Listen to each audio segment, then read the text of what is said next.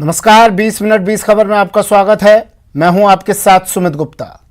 इस बुलेटिन में हम आपको प्रदेश से लेकर देश के अलग अलग हिस्सों की खबर दिखाएंगे। साथ ही आपको यह भी बताएंगे कि दुनिया भर में क्या कुछ चल रहा है। तो चलिए शुरू करते हैं 20 मिनट में 20 खबरों का सिलसिला।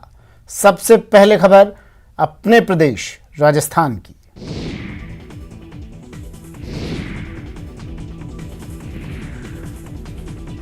भागो भागो, देखो इधर गया, अरे उधर मत जाओ, अरे देखो इधर आ गया। बस्सी के तुंगा थाना इलाके के बिहारीपुर के स्कूल में अफरा तफरी मच गई। सबके चेहरे दहशत से भर गए। किसी को सूझ नहीं रहा था कि आखिर किया क्या जाए। यह हड़कंप इसलिए मचा था कि स्कूल परिसर में घुस आया था एक पैंथर। अब सोचिए बच्चों की क्या हालत हुई होगी। पैंथर काफी देर तक उधम मचाता रहा। इस बीच पैंथर के मन में न जाने क्या सूझा कि वो स्कूल के बाथरूम में घुस गया।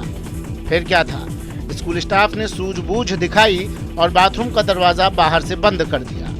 बाथरूम में बंद होते ही पैंथर की धमा चौकड़ी बंद हो गई और स्कूल के स्टाफ सहित सभी बच्चों की जान में जान आई।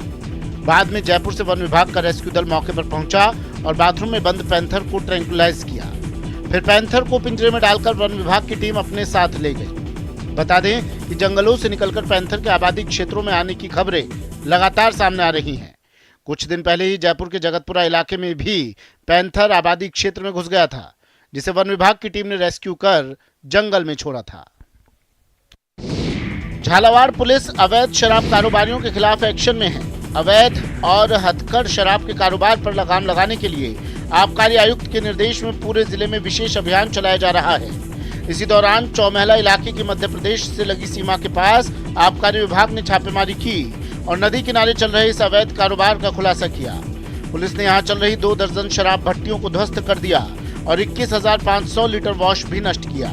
आबकारी विभाग के मुताबिक गंगाधार उपखंड के कई इलाकों में अवैध और हथकढ़ शराब बनाने की सूचना लगातार मिल रही थी, जिसके आधार पर ये छापेमारी की गई। हालांकि इस दौरान शराब के अवैध कारोबार से जुड़े लोग फरार होने में कामयाब रहे। इस कार्रवाई में हमने लगभग 21,500 लीटर वाश जिससे कि शराब बनाई जाती है वो जब्त करके उसको मौके पर नष्ट किया।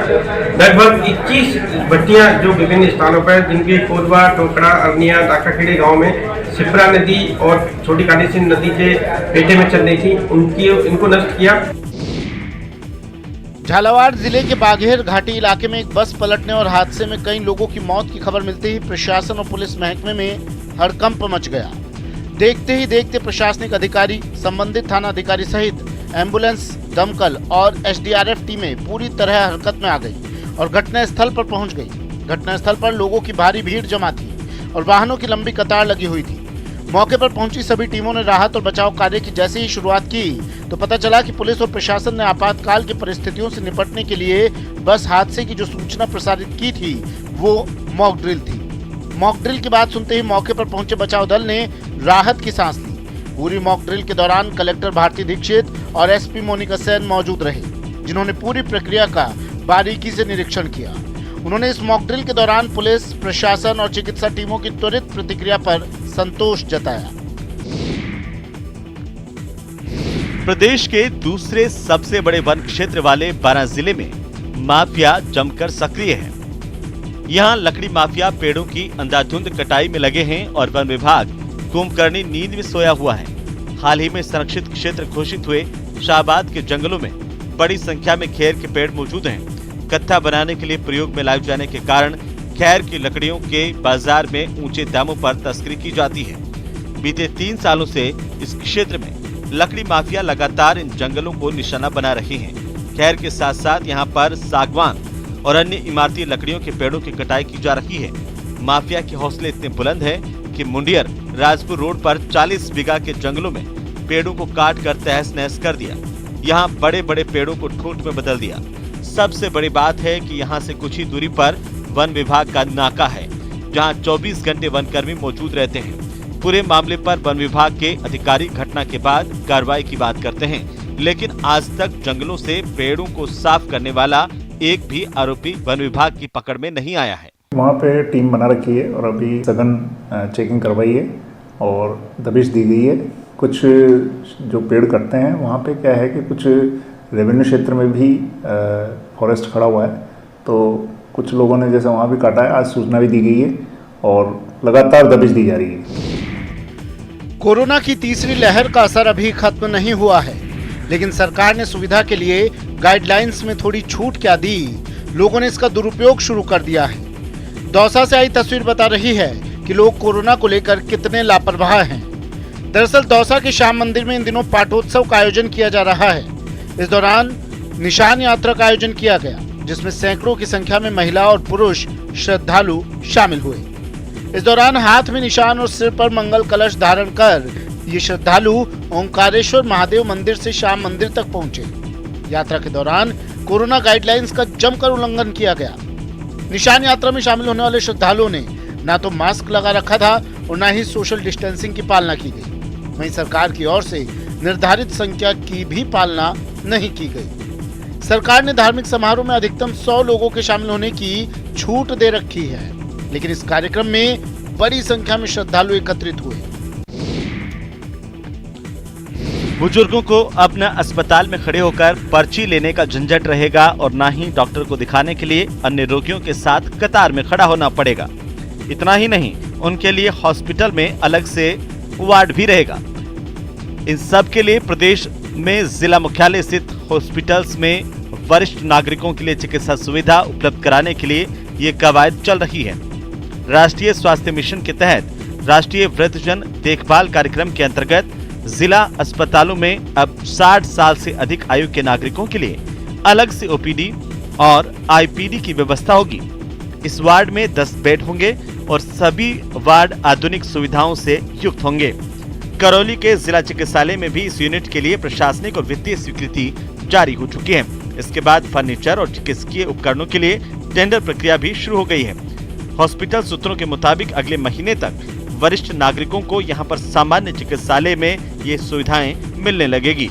अपने करौली जिले में भी जेरेटिक वार्ड का निर्माण किया जा रहा है, जिसमें बुजुर्ग लोगों के अलग से ओपीडी की सुविधा रहे। हमारा डॉक्टर भी ट्रेनिंग करा दिया हमने, वो अलग से बैठेगा, उनको अलग से देखेगा। नाथी का बाड़ा एक बार फिर राजस्थान की सियासत में सुर्खियां बटोर रहा है। सबसे पहले नाथी का बाड़ा उस समय चर्चा में आया था जब पीसीसी चीफ गोविंद सिंह डोटासरा ने शिक्षा मंत्री रहते अपने घर पहुंचे शिक्षकों को फटकार लगाई थी और कहा था कि मेरे घर को नाथी का बाड़ा समझ रखा है क्या। अब वही नाथी का बाड़ा फिर चर्चा में इसलिए है कि रीट पेपर लीक मामले को लेकर कुछ लोगों ने गोविंद सिंह डोटासरा के सीकर और जयपुर आवास पर नाथी का बाड़ा लिख डाला। ऐसे में जानना जरूरी है कि आखिर नाथी का बाड़ा है क्या। दरअसल ये कहानी उस नाथी बाई से जुड़ी हुई है जो दानशीलता की साक्षात देवी थी। जरूरतमंदों की मदद करते वक्त उसके घर में कोई ना अनाज तोलने के लिए तराजू था और ना ही नकद राशि से मदद करते वक्त नोटों की गिनती करती थी। उनकी इसी दास्तान के कारण उनके घर को नाथी का बाड़ा कहा जाता था। प्रदेश में इस मुद्दे को लेकर छिड़ी बहस के बाद नाथी के इतिहास को खंगाला गया तो पता चला कि नाथी बाई का जन्म 200 साल पुराना है। उनका पैतृक गांव पाली जिले का भंगेसर गांव है, जहां नाथी का परिवार आज भी बसर कर रहा है। कौन था नाथी बाई? कौन था नाथी बाई? आशा 13 बेटा बड़ पी हो पी मैं कुणी नहीं और नाथी बाई खुद हावरिया में कड़ुम्बा में हगा नेड़ा नहीं पता डिपोजी ने खोल दिया। आखिरकार 1.25 साल बाद बाड़मेर से एक युवक के तारबंदी पार कर पाकिस्तान जाने के मामले की बीएसएफ ने पुष्टि कर दी है। इसके साथ ही बीएसएफ और सुरक्षा एजेंसियां युवक की वतन वापसी की कोशिशों में जुट गई हैं। युवक गेमरा राम बॉर्डर से सटे सज्जन कपार गांव का रहने वाला है, जो नवंबर 2020 में तारबंदी पार कर पाकिस्तान चला गया था। पाकिस्तान में पकड़े जाने के बाद पाक रेंजर्स ने उसे सलाखों के पीछे पहुंचा दिया था। 21 अगस्त 2021 को पाकिस्तान की कराची दक्षिण कोर्ट ने गेमरा राम को 6 महीने की सजा और पाकिस्तान करेंसी 10,000 का जुर्माना सुनाया था। गेमरा राम कराची के मलीर जेल में 24 अप्रैल 2021 से बंद है, लेकिन अभी तक गेमरा राम की रिहाई नहीं हो पाई है। गेमरा राम ने 23 जनवरी 2022 को पाकिस्तान में बंद जेल से खत लिखकर हिंदुस्तान भेजा, जो उसके परिवार को मिला है। पहले भी कई खत गेमरा राम के परिवार को मिल चुके हैं। अब देखने वाली बात ये होगी कि पाकिस्तान में भूलवश तारबंदी पार कर पाकिस्तान गए गेमरा राम की वतन वापसी कब होती है। पहले बीएसएफ ने भी इसकी पुष्टि की है कि वो पाकिस्तान में है, तो इस संबंध में उसकी वतन वापसी की जो संबंधित एजेंसियों को लिखा जाना है उसके द्वारा पुलिस को लिखा जाएगा और पत्राचार किया जाएगा। स्वर्ण नगरी एक बार फिर वायु वीरों के शौर्य की साक्षी बनेगी। मरुधरा के रेतीले धोरों से एक बार फिर गगन वीरों की गर्जना सुनाई देगी। जी हाँ, भारतीय वायुसेना का सबसे बड़ा युद्धाभ्यास वायु शक्ति 2022 5 मार्च को जैसलमेर में आयोजित किया जाएगा। वायु शक्ति के आयोजन और तैयारी को लेकर जैसलमेर एयरफोर्स स्टेशन के commander group captain Amardeep Singh Pannu और कलेक्टर डॉक्टर प्रतिभा सिंह ने मीटिंग ली। पहले यह अभ्यास 10 फरवरी को ही होना था। वायु शक्ति नामक इस युद्धाभ्यास में करीब 140 विमानों की हिस्सेदारी होगी, जिसमें करीब 100 फाइटर प्लेन हिस्सा लेंगे। फायरिंग रेंज में बनाए गए दुश्मन के ठिकानों को तबाह करने के अभ्यास में कई तरह की मिसाइलों और फाइटरों का इस्तेमाल होगा। सूत्रों के अनुसार रफाल की अत्याधुनिक मिका मिसाइल इसका विशेष आकर्षण होगी। इसके अलावा सुखोई 30, MKI, MiG-29, LCA तेजस, मिराज 2000, MiG-21 बाइसन, हॉक और जगुआर विमान भी इसमें शामिल होंगे। अपाचे हेलीकॉप्टर और चिनूक के साथ भारत के ध्रुव हेलीकॉप्टर भी नाइट ऑपरेशन में हिस्सा लेंगे। रात के ऑपरेशन में लड़ाकू हेलीकॉप्टर से टारगेट्स पर रॉकेटों की बौछार दिखेगी। वायु शक्ति युद्धाभ्यास में इस बार महिला पायलट भी हिस्सा लेंगी।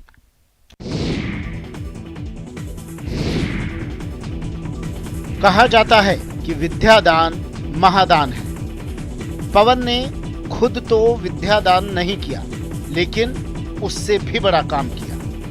उन्होंने बच्चों का भविष्य संवार रहे विद्या के मंदिर को ही अपना बड़ा सहयोग दिया है। जी हाँ, चूरू के सुजानगढ़ में बच्चों का भविष्य संवारने एक भामा शाह ने नेक पहल की है। सुजानगढ़ के रहने वाले भामा शाह पवन तोंदी ने मास्टर भंवरलाल मेघवाल राजकीय कन्या कॉलेज को 8 बीघा जमीन दान की है। पवन तोंदी ने नोडल अधिकारी CS डोटासरा को 8 बीघा भूमि का दान पत्र सौंपा।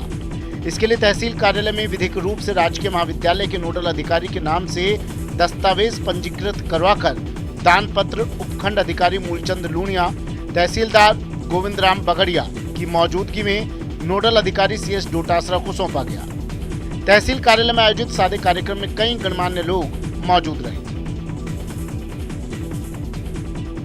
मनोज जी मेघवाल और बजरंग सेन ये मेरे काफ़ी इन्होंने मेरे को प्रोत्साहित किया ज़मीन देने के लिए, और मेरे पिताजी और माताजी का मैंने सपना साकार किया। ये देखिए, अपने फिरकी के जाल में बड़े बड़ों को फांसने वाले जोधपुर के रवि बिश्नोई का टीम इंडिया में सिलेक्शन के बाद जर्सी नंबर मिल गया है। रवि बिश्नोई को टीम इंडिया की जर्सी मिलने के बाद वो फिर चर्चा में आ गए हैं, क्योंकि उनकी जर्सी पर लिखे 56 नंबर को लेकर कई तरह के कयास लगाए जा रहे हैं। रवि बिश्नोई के जर्सी पर 56 नंबर लिखने के पीछे क्या है वो हम आपको बताते हैं। इस नंबर से इमोशनल कनेक्शन है। रवि बिश्नोई ने अपनी जर्सी पर 56 नंबर इसलिए लिखा है क्योंकि रवि का जन्मदिन 5 दिसंबर को आता है। वहीं रवि के पिता मांगीलाल बिश्नोई का जन्मदिन 6 जून को आता है, इसलिए रवि ने अपनी जर्सी पर 56 नंबर लिखा है। वहीं रवि बिश्नोई की जर्सी पर RM बिश्नोई लिखा है।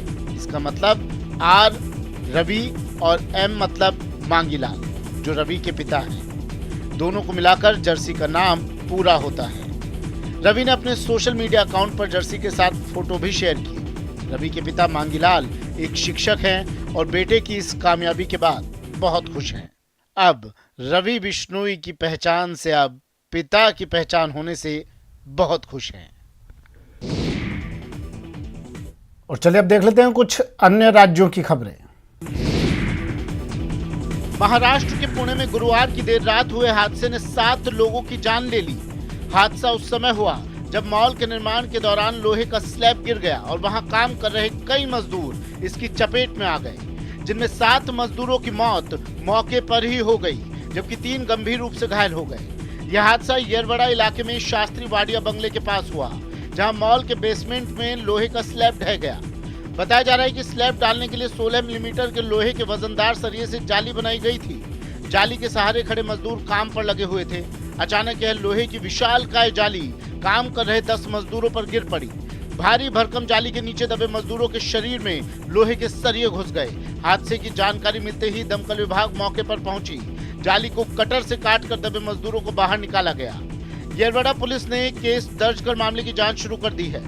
पुणे के डीसीपी रोहिदास पवार का कहना है कि निर्माण के दौरान जो सावधानियां बरतनी चाहिए थी शायद वो नहीं बरती गई, जिसके कारण ये हादसा हुआ। जिस वक्त हादसा हुआ वहां 10 मजदूर काम कर रहे थे। मरने वाले अधिकांश मजदूर बिहार के बताए जा रहे हैं। विधानसभा चुनाव से पहले यूपी की सहारनपुर पुलिस ने अवैध हथियारों की धरपकड़ के लिए अभियान छेड़ रखा है। इसके तहत पिछले 10 दिनों में अवैध 200 से ज्यादा निर्मित और अर्धनिर्मित पिस्टल और बंदूकें बरामद की गई हैं। कई लोगों को गिरफ्तार भी किया गया है। इसी कड़ी में गुरुवार को सहारनपुर पुलिस ने थाना मंडी इलाके में छापेमारी कर एक अवैध असलाह फैक्ट्री का पर्दाफाश किया। छापे के दौरान पुलिस ने 94 पिस्टल और बंदूकें बरामद की हैं। साथ ही मौके से असलाह बनाने के उपकरण भी बरामद किए गए हैं। एसएसपी आकाश तोमर के मुताबिक बीती रात मुखबिर की सूचना पर हयात कॉलोनी खाता खेड़ी इलाके में एक फैक्ट्री पर छापा मारा गया। यहाँ पर पुलिस को अवैध हथियार बनाने की पूरी फैक्ट्री मिली। मौके से पुलिस ने मोहसिन और शहजाद नाम के 2 युवकों को गिरफ्तार किया है, जबकि तीसरा युवक शफीक मौका वारदात से फरार हो गया। इस छापेमारी में पुलिस ने 23 country made pistol, 315 bore, 7 double barrel country made rifle, 2 315 bore की राइफल, 315 की डबल बैरल की राइफल, 37 अर्धनिर्मित छोटी बड़ी राइफल, 12 बोर 315 बोर के अलावा 56 जिंदा कारतूस, 40 खोखे कारतूस बरामद किए हैं। असम में पुलिस ने मादक पदार्थों के खिलाफ बड़ी कामयाबी प्राप्त की है। पुलिस ने करीमगंज जिले के बदरपुर इलाके से प्रतिबंधित कप सिरप की 38,000 बोतल जब्त की हैं। बताया गया है कि गुप्त सूचना के आधार पर बदरपुर पुलिस ने राष्ट्रीय राजमार्ग पर विशेष अभियान चलाया। इस दौरान जब एक ट्रक की तलाशी ली गई तो सभी की आंखें फटी रह गई। ट्रक में कुल 377 कार्टन भरे थे और इन कार्टन में प्रतिबंधित कप सिरप फेंसिडिल की 38,000 बोतल भरी हुई थी। पुलिस के मुताबिक ट्रक गुवाहाटी से त्रिपुरा की तारीपुरा जा रहा था। पुलिस का अनुमान है कि बरामद कप सिरप की बाजार में कीमत कम से कम 1 करोड़ रुपए है। पुलिस की कार्रवाई के दौरान मौके का फायदा उठाकर ट्रक ड्राइवर फरार हो गया, लेकिन पुलिस ने ट्रक के 2 खलासियों समरुल इस्लाम और मोनावर हुसैन को गिरफ्तार कर लिया है।